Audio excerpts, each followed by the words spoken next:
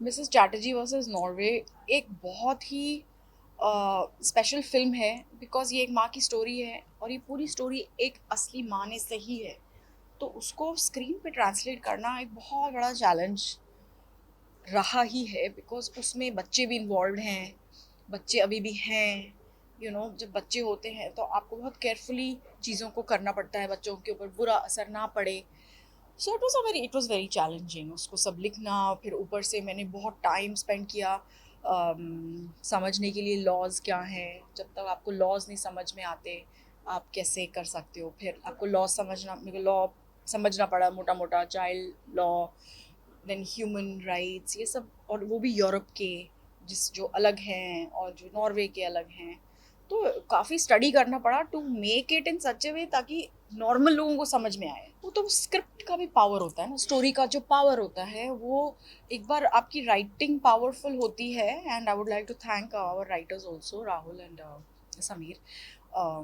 But writing की जो power होती है उसके ऊपर एक्टर्स अपना भी क्राफ्ट दिखा सकते हैं। स्टोरी पावरफुल होनी चाहिए। एंड ये तो मतलब आपको ये वाली फिल्म देखने की ज़रूरत नहीं है जानने के लिए कि रानी की परफॉर्मेंस का रेंज कितना है, बिकॉज उनको नेशनल अवार्ड मिला है। आप देख सकते हैं, आप पीछे मुड़ के देखेंगे, चाहे वो ब्लैक हो, चाहे वो कभी अलविदा ना कहना हो, हर रोल जो उन्होंने निभाया है, hello brother, so many films, Bunty Babli, मतलब विम्मी जो मेरा फेवरेट पार्ट है वो।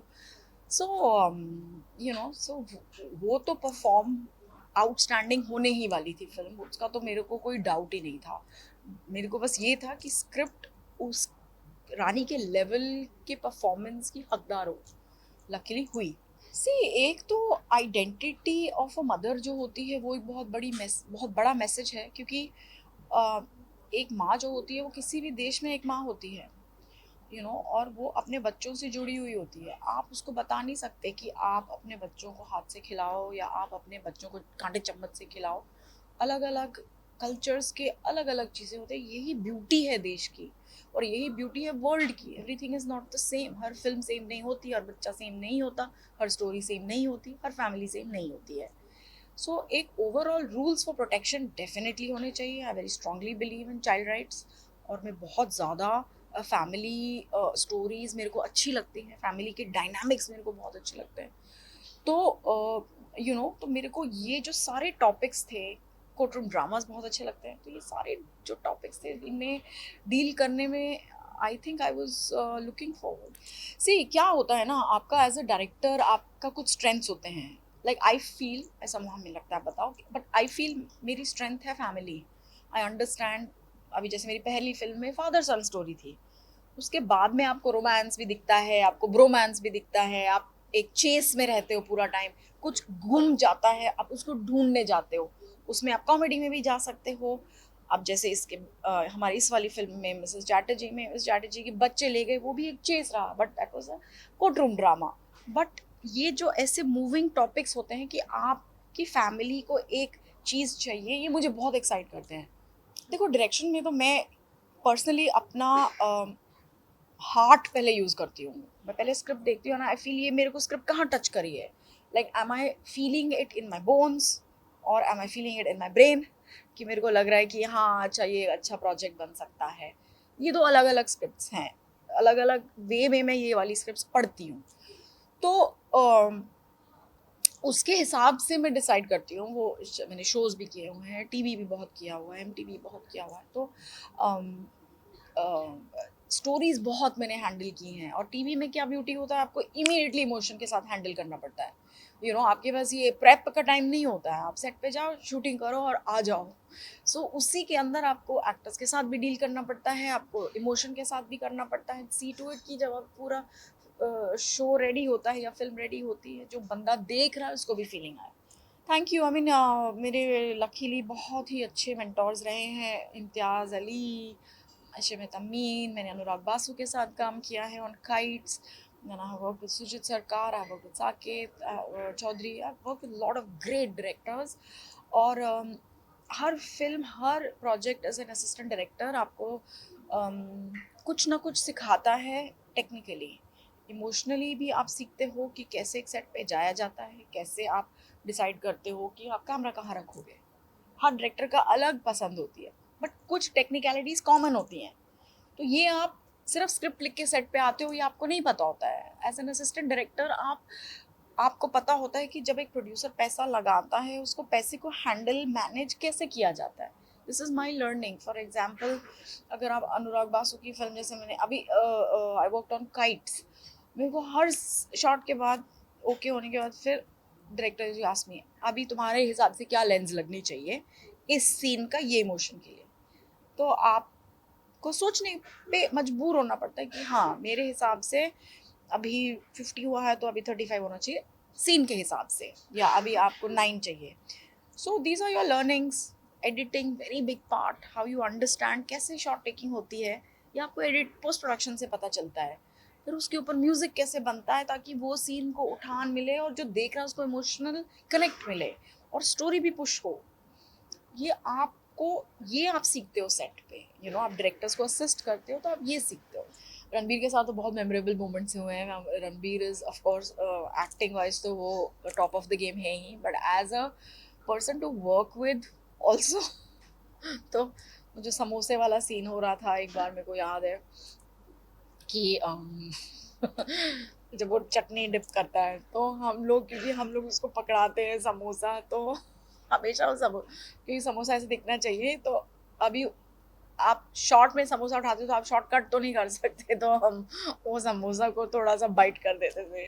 तो फिर दिस काइंड ऑफ थिंग्स उसको हम, एटलीस्ट मैं बहुत तंग करती थी और वो बहुत, बिकॉज हम लोग कहीं भी जाते थे शूट करने के लिए रणबीर को देखने के लिए, मतलब लोग नहीं, पूरा गांव चला आता था। It was very difficult to shoot. In fact उसका कोई बॉडीगार्ड या कोई ऐसे सिक्योरिटी नहीं था।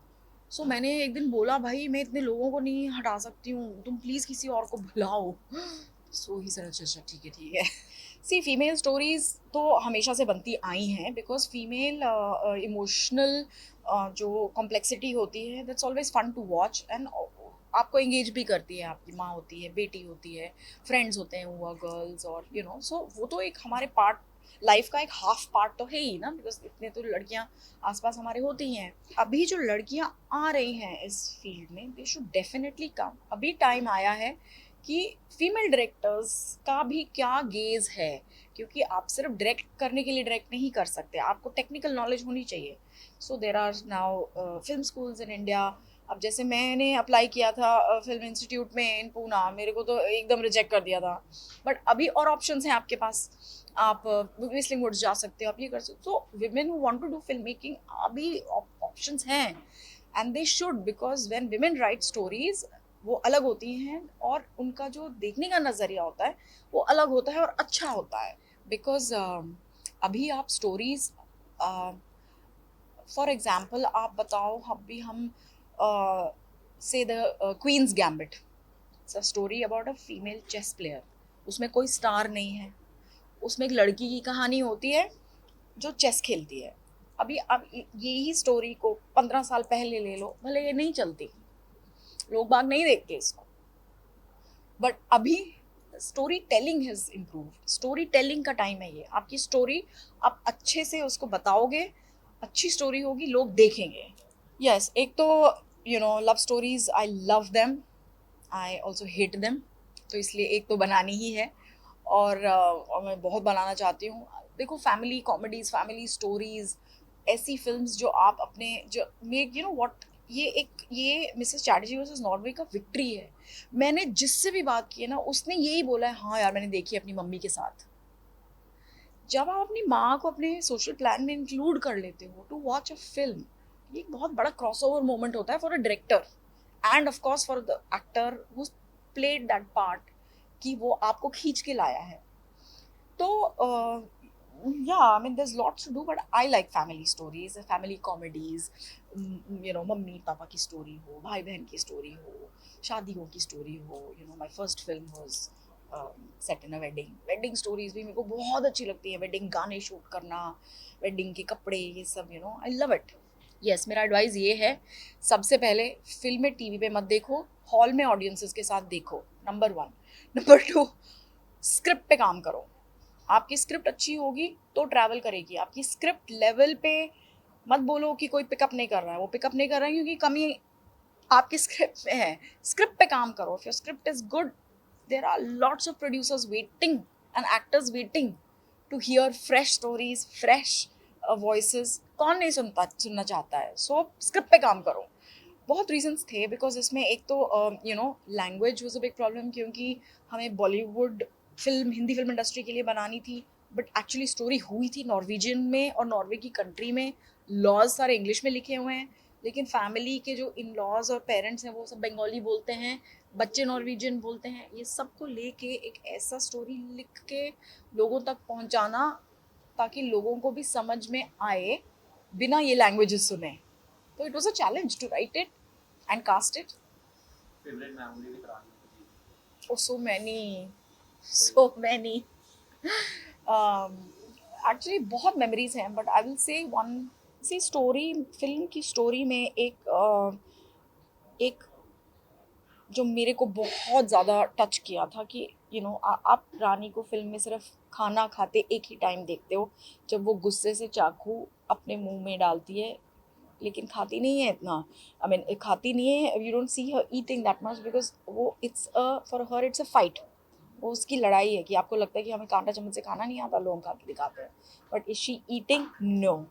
लेकिन आप देखते हो सेकेंड हाफ में, जब स्टोरी में जब वो नीना गुप्ता के कैरेक्टर से मिलके आती है, एंड उसको लगता है कि नाउ मेरे से ऐसी एक चीज हुई है जिससे मेरे को पता चले कि बच्चे आने वाले हैं, अब आएंगे बच्चे।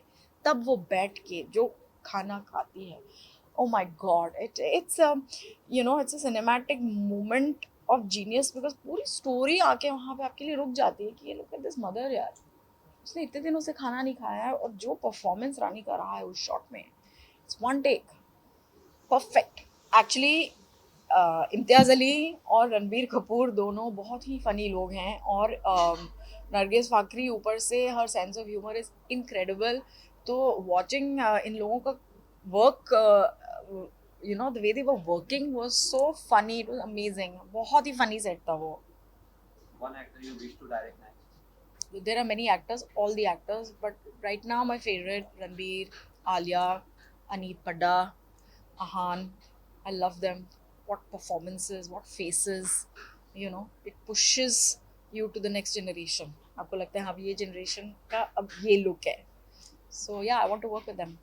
Chai या coffee on set?